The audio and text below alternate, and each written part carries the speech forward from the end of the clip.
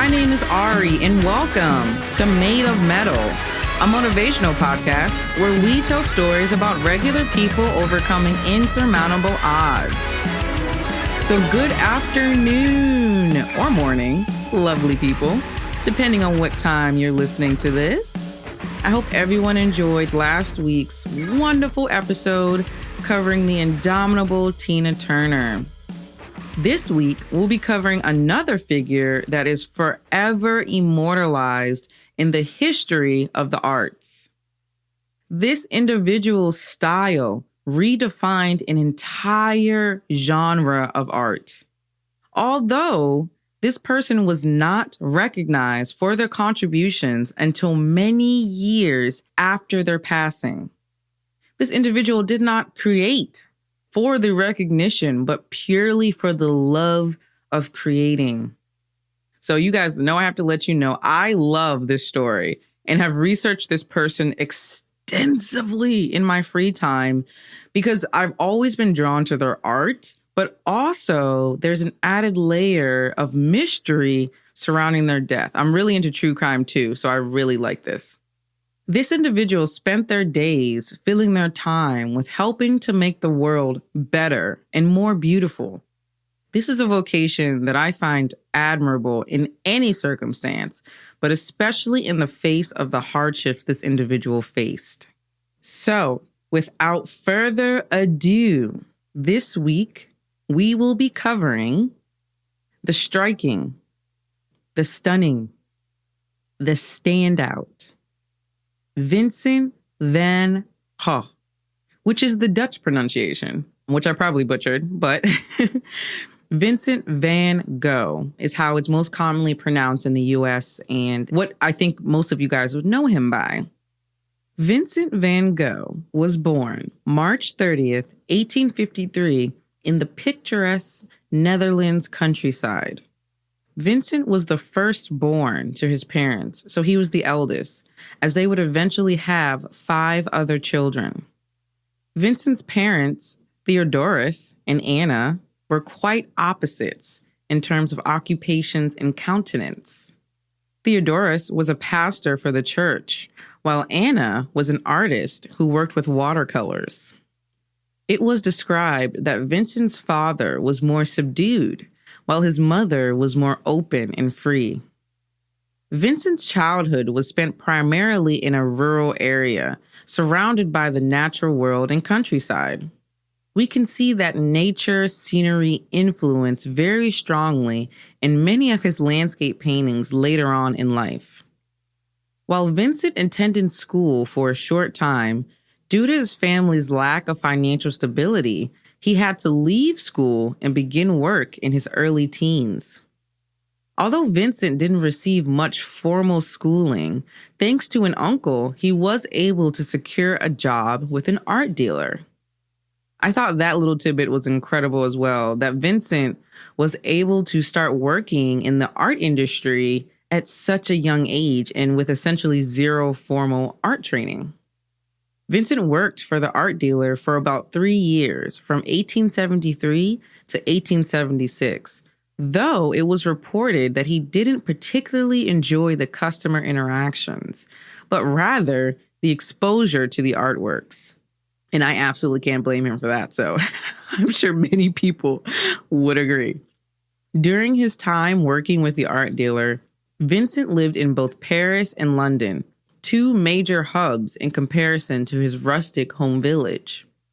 While living in London, Vincent fell in love with the daughter of his landlady when he was around the age of 21.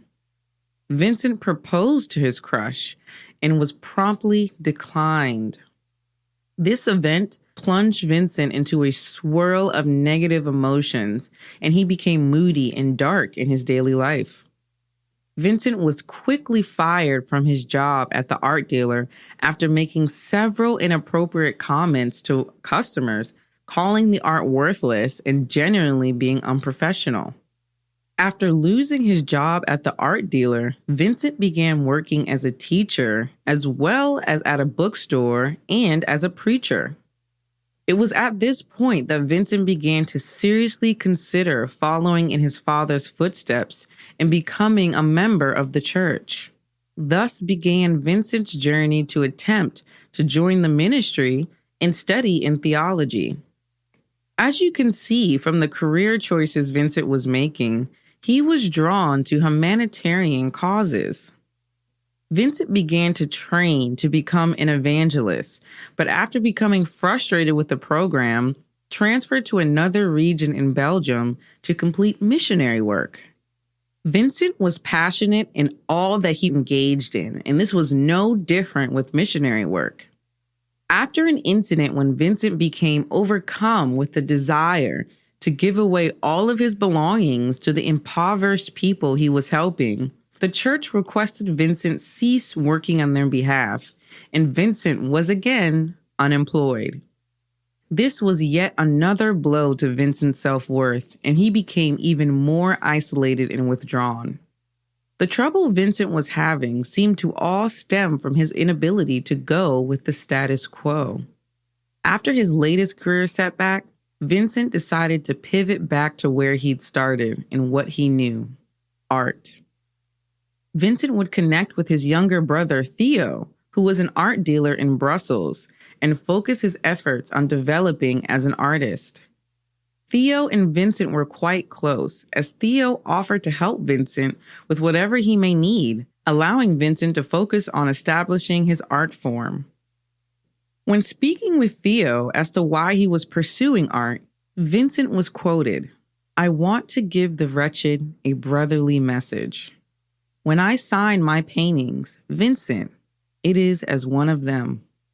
This is what I loved about Vincent, not just him being an absolutely prolific artist, but how endearing and positive he was about humanity in spite of the bumps and hiccups on his journey.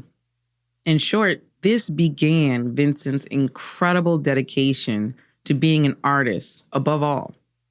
What isn't as well known, I think, is that Vincent experimented extensively with different styles, forms, and mediums. When he first began studying art seriously, he'd created mostly watercolors and focused on his drawing. After moving back to the countryside to attempt to self-study landscapes, Vincent realized he required guidance and lessons from others who had more experience in the field. This conclusion led to a collaboration with a Dutch painter who specialized in landscapes named Anton Mauve. Around 1882, Vincent experimented with using oil paints instead of watercolors. He also began traveling the countryside, searching for different vistas and areas in order to capture nature's beauty. Vincent would focus his art on landscapes as well as stills and figures. This was a period of extraordinary exploration for Vincent, where he was able to work with many different artists, styles, mediums, and locations, pushing the boundaries of art itself. Vincent would also fall in love with a working woman who would become one of the models that he'd paint. His art would often highlight the day-to-day lives of the people whom he'd sheltered with, which would often be the poorer and working classes of society. Vincent had been living in Brussels for about 5 years when he created his first masterpiece titled Potato Eaters in 1885. That next year, Vincent would move to Paris to be with Theo, his brother. It was in Paris that Vincent was first exposed to Impressionist art, which was all the rage in France at the time. Impressionism was so popular that Theo secretly wondered if Vincent's artwork would be considered at all.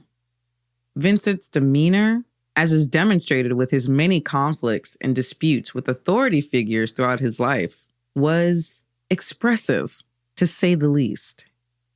This passionate attitude would cause friction with personal relationships in his life and made it difficult for Vincent to maintain working relationships. Vincent was someone who enjoyed soaking up new knowledge, and he began to study Japanese art as well as philosophy. It was this newfound desire to learn more about Eastern culture that influenced Vincent in his next move to the famous Arles, France. Arles is where Vincent lived in his iconic yellow house that so often we see when referencing his life story. Over his entire artistic career, which was surprisingly only 10 years, Vincent would create more than 2,000 works of art. Despite receiving very little compensation for his artwork while he was alive, several of Vincent's works are now valued as the most expensive on the globe.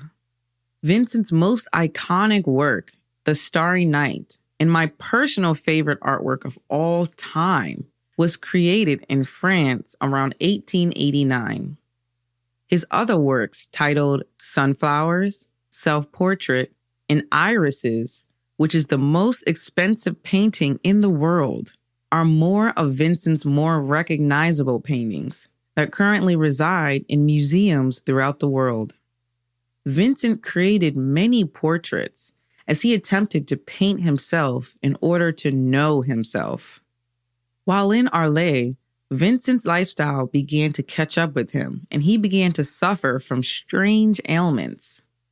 It was apparent that Vincent's mental health was beginning to decline as well. Later on, his diminishing health could have easily been attributed to Vincent's incredibly poor diet and nutrition. It was also reported that Vincent was ingesting absinthe and turpentine, both toxic. Once Theo became aware of Vincent's condition, he recruited a local friend of Vincent's to check up on him while he was in Arles. After a short period, due to Vincent's abrasiveness, his friend abandoned him to his own devices. It was around this time when the incident involving the infamous ear was removed, which is one of the most iconic stories involving Vincent Van Gogh. After Vincent's friend left him alone, Vincent was seen stumbling around with a razor. It's unclear as to when exactly it occurred, but Vincent used a razor to remove his ear, then went to a local whorehouse. He then casually walked up and handed it to a local prostitute.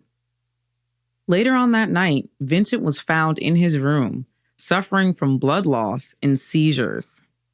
Shockingly, Vincent was admitted and dismissed from the hospital, although it was obvious something was seriously wrong. Sadly, Vincent would be in and out of the hospital over a number of days, eventually leading the townspeople in the city where he lived to declare him as dangerous. As such, Vincent was asked to leave his home and decided to admit himself to asylum, essentially hoping for a full recovery. It was while Vincent was in the asylum that he was asked if he could provide his paintings for an exhibit around November 1889.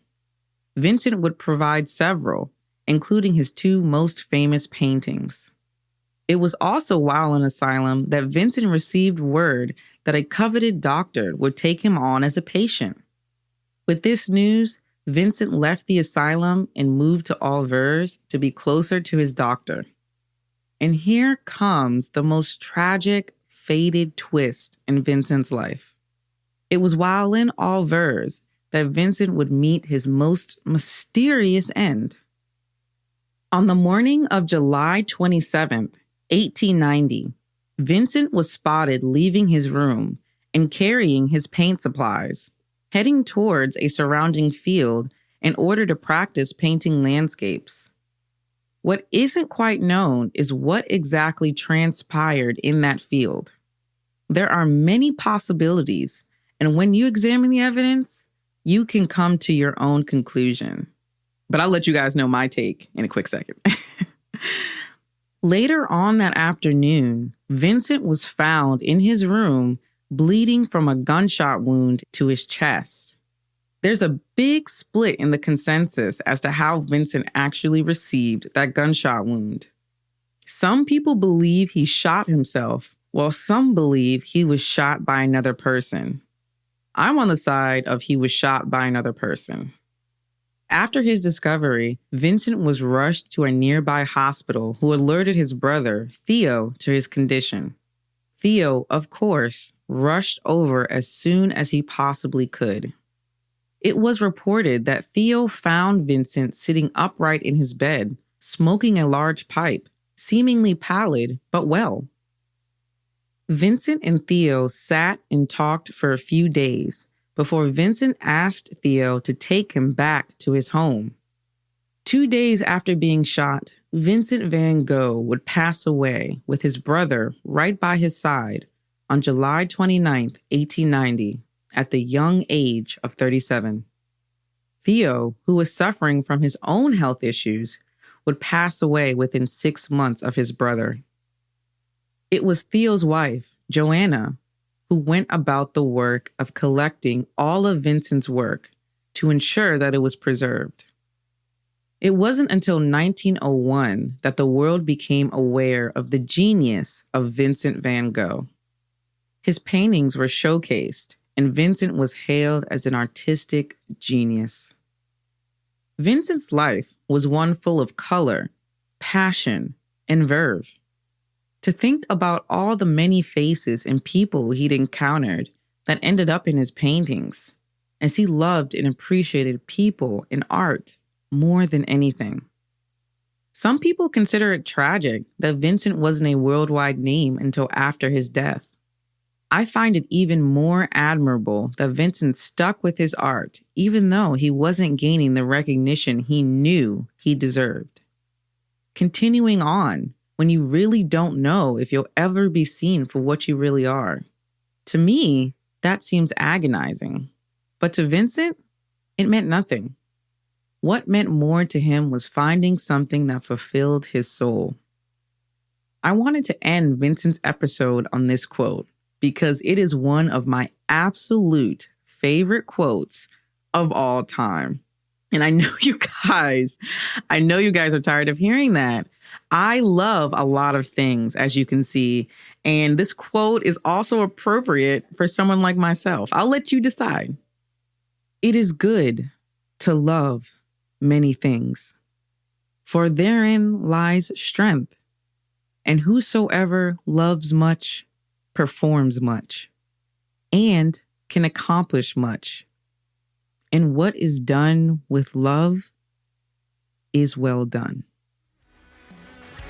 You can check us out at madeofmetalpodcast.com. You can also follow us on Instagram. That's Made of Metal Podcast all together, as well as on Facebook. We have a great group. Please join the conversation, join the community. And that's Made of Mettle, Mettle.